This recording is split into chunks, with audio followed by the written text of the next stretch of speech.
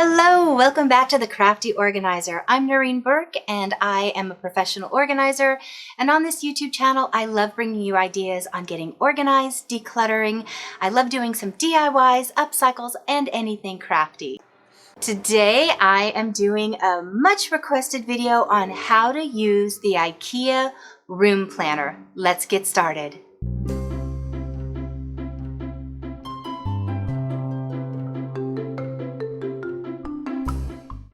So IKEA has this amazing room planner.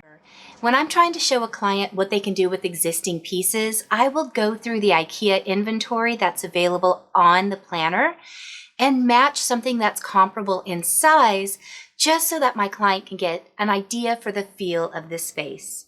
Now, I'm doing this because so many of you had left comments about where did you get that planning program. So I had shown this virtual makeover for the room when I did my craft room just a couple of weeks ago. It really helped to allow me to really see what a room would look like before moving all of those heavy pieces of furniture. And on this particular room, because the client already had IKEA pieces, it was super easy. But if you don't have that type of furniture, it's okay. It will show you the sizes as you go through, so if you can just find something that's comparable in size, you can still get the idea of what the room would look like without having to move anything. So let me show you how to use this. I'll make sure to have this website link in the description below. You have two options right when you open this up. You can create a new design, or you can create a profile to log in. If you are just playing with a room, you do not have to create a profile, but it does help if you want to save it and go back and refer to things that you've done. And they will save it on their server for a year, which is crazy. All you have to do is give an email. That's it. So let's go ahead and start by creating a new design. And the first thing it will do is pop up with a generic room. Now I want to talk about a couple of options very quickly. The first being down here at the bottom, it will give you some room shapes that are pretty standard. So it'll give you a rectangle, an open room solution, which if you think about it, I used for my garage because one side was not there. But this would also be applicable if you were using it for a basement space, or if you were just putting it in like a dining room nook where you're only using 3 of the walls and one wall is wide open. That's when you would use this one. But they give these other configurations. They're calling these indents, and then they also have diagonals if you happen to have an angled wall in your space. So once you decide on the room space, I'm going to go ahead and stick with rectangle here. Then it's time to set up your actual room size. Now you'll notice it gives feet all around the parameter, and it will tell you whether these walls are your A's or B's. And when you come over here, it transfers it to inches. So I'm going to be showing you all of this based on my office space because it's what I just used recently when I redid my room, but also you know what my office looks like because you watch my videos, so this will be an easy comparison for what you can expect. So my A wall is 10.5 feet, so that's 126 inches. And I love that it converts immediately. And then my B wall is 11, so that's 132 inches. And that's just about exactly what my garage looks like. Now I made a mistake. I chose rectangle, so this wall would actually be my garage door. So I need to change that. So if you look at this space right now, this is, again, walls that are made with bookcases, but nobody needs to know that. But when you flip around, this would be where my garage door opens, and this would be my lovely little garden area that you see outside all of the time. So we'll get to these in just a second. So now that I have my walls set up, let's go ahead and talk about the tools that you would see down below here. Each one, as you hover over it without clicking, will tell you exactly what you're seeing. So this particular one is a 3D line view, meaning it would look like a drawing for an architect. Since I don't have anything in the room yet, there's really nothing to see. This is the 3D view, which once again, once I have furniture in, gives you a more realistic view of what things are. You always have the option of zooming in on things or to just zoom in general. So the difference is the zoom in on selection, let me just add something really quick. I'm going to add a cafe table just because. Let's add this to the room. Okay, so that's right there.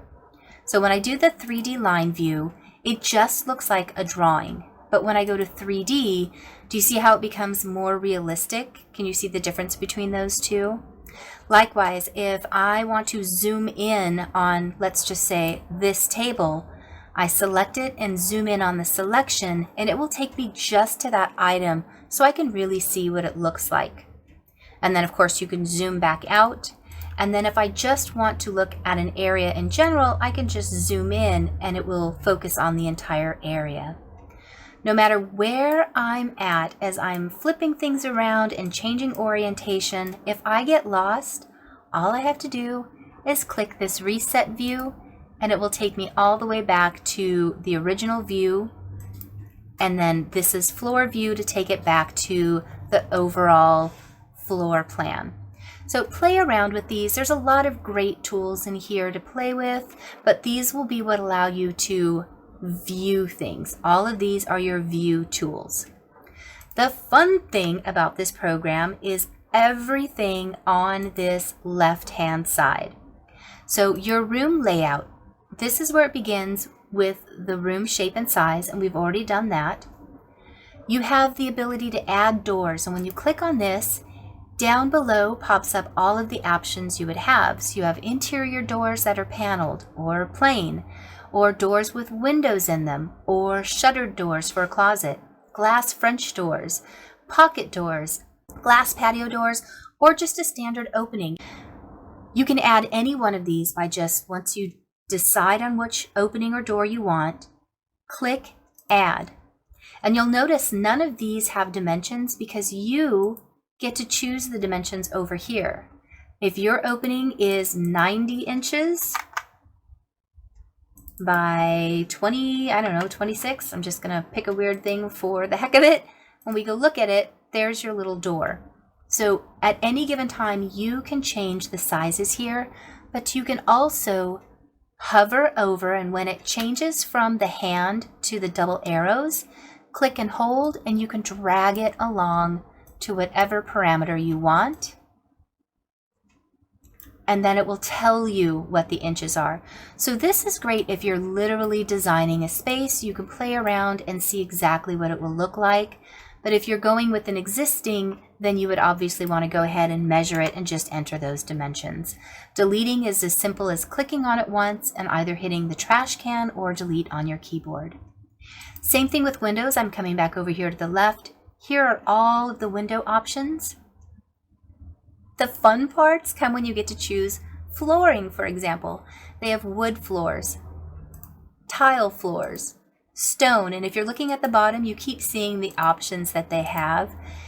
Considering this is a free tool to just look at things, this really is a fun way to get the idea of a room. So I'm going to choose gray carpeting because that's what I just put in my office. And now it's time to choose my walls. For my walls, even though I don't have walls in my room and I have the white bookcases, I'm going to choose blue just so it feels more like my space. You also have the opportunity to choose ceiling colors, moldings if you have crown molding, if you have toe kicks along the floor, maybe you have some wooden toe kicks around, you could put those in. So lots of different options in here. And then if you're doing a kitchen, you can even choose to put tiles in, whether they're full tiles, wall tiles. So, and again, if you change your mind, just click by selecting it and hit the delete button on your keyboard or choose the trash can. You also have the opportunity to add other house fixtures. So let's say you have a radiator or you are working in a garage where they have the pipes coming out. You can choose the pipes and add them, and once again you can play with the size that they are or the placement of them. And as always, if you've changed your mind, just hit delete and it will go away. So they have plugs, they have outlets, we have plenty of things to make your room look like your space. One more thing I want to mention about with the fixtures, if you do happen to be in a basement, Down here with additional structures, I don't think I've ever been in a basement where they don't have some sort of pole or post or a little partition wall that's somewhere. So these things are also in there. It really gives you the opportunity to mimic your space. So you should really be able to duplicate your room. And then once the room is done, you get to do the fun part, which is adding these fun things. Speaking of fun things, under decorations, they have floor plants, table plants, hanging plants. And then if you go into the other rooms, for kitchen example, they have all types of different appliances, cabinets. They have dining furniture, office furniture, kitchen furniture. The downside of using this particular software is that it doesn't have any bedroom or living room options. And once again, that's because their goal is to get you in so that they can work with a planner in their store. And of course, those planners are salespeople. So let's go ahead and show you how this works as far as mimicking my space. So this would be the wall where all of my bookcases are when you're seeing my videos. So I'm just going to come in here and go for the Billy bookcase. And you don't have to know the names. I could have just said, let me start again. I don't want anything showing, so we'll get this to go away. I just want bookcases. The same thing will pop up. So please don't think that you need to know their inventory. You don't. Down here, it will give you the dimensions. So this is a cute little mini bookcase. This is the nice tall ones that would be great for CDs or for paper storage. Here's another short bookcase, but it's wide. These are closer to what I have, except mine are 28 inches. So when I was planning my space, I needed to take that into consideration that this was going to be slightly wider than mine by 2 inches per bookcase. So 6 extra inches was going to be on the footprint because they don't have the exact same thing. I also have a couple of the bookcases over here on this wall.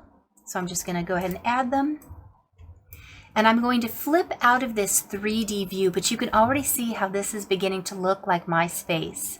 So by coming over here to the floor view, now I get to see the actual layout of things. And as you can see, as I'm moving these bookcases, it is telling me, if you can see up in this corner, right now it's 1 foot 4 inches away from the wall. So as I drag it, that measurement is constantly changing, which is so helpful with space planning. So I want this to be just about 1 foot away from the wall because this bookcase is 1 foot deep and I want it to line right up to that. It even goes down into inches, so you can be really precise with this. I'm going to move this one over, and if I could overlap them, I would, but it views it as a real thing, so it won't let you make that mistake. As I move this over, it's showing me, once again, if you look over at the left, you can see the dimensions changing to adjust as I slide it down. So this little span at the very bottom left corner is getting smaller. So it's at 2 feet, 1 foot. I think I only have about 9 inches from the garage door to that little bookcase. So let's go ahead and take a peek at it. So I'm going to come to the 3D view and I can switch around and look all around my room. So here is where my pegboard would be. This is my crafty organizer back wall. And this is the part you never get to see in the videos because I'm always aiming the camera this direction. So I'm going to go ahead and put a shelf right here to mimic the gutters that I have up. So all I'm going to do is type in shelf because obviously they're not selling gutters. And when I enter that, it's going to come up with some shelves. This is probably the closest thing I can see that looks like a gutter, and I'm just going to go ahead and drag that over onto the wall. So look, my gutters are there. And now I'm going to go ahead and add a chair to this little spot. So I'm going to come over here and type in seating. Seating pops up. It'll give you options. I'm going to go for an armchair. And these are the options. Now remember, every option they're giving you is for items that they currently have in the store. So you're going to have to use what they have as a duplicate when you're rearranging your space. They are, once again, using this as a sales tool to sell the items they have. So I totally understand why they're only listing items that they're currently selling in their stores. Something else to keep in mind though, I'm working with a gal right now virtually who is getting to go to IKEA this weekend.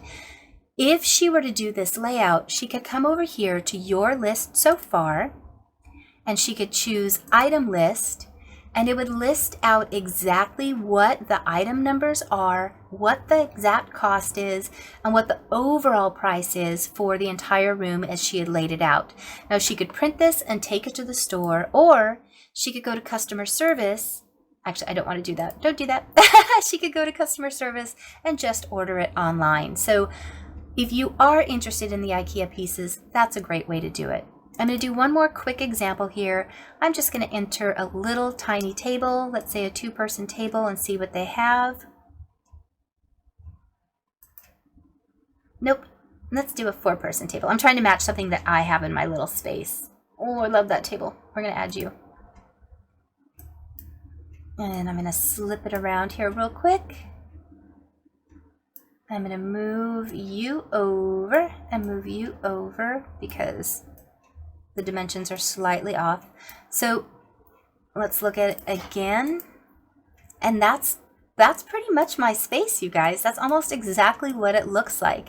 Now, unfortunately, you cannot decorate the shelves, but if I wanted to see what a little plant looked like on my space, I just come over here to accessories, and I could add, for example, I don't know, a desk organizer, and then put that up on top of the desk, and then drag that over to see what it looks like. So you can play with so many of these decorations. If I wanted,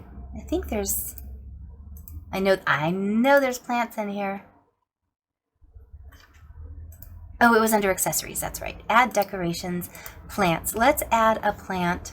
If I didn't have my little corner thing, I would probably have a plant over there. So let's add a plant over there. This is a fun thing to play with, so I very much invite you to play with it. If you did want to save this, you simply click save. You would have to put in your information, but that's not a big deal. I haven't had them soliciting anything to me. And when I do go in, because I have a lot of my client information in here, it has saved every single file, and I'm able to just resume, or as I speak with them and they've decided they didn't like an idea that I had, I can just go ahead and get rid of it. It's not that hard. So I hope that you like this. I think this has been such a fun tool to use, and I am still stunned that it's free.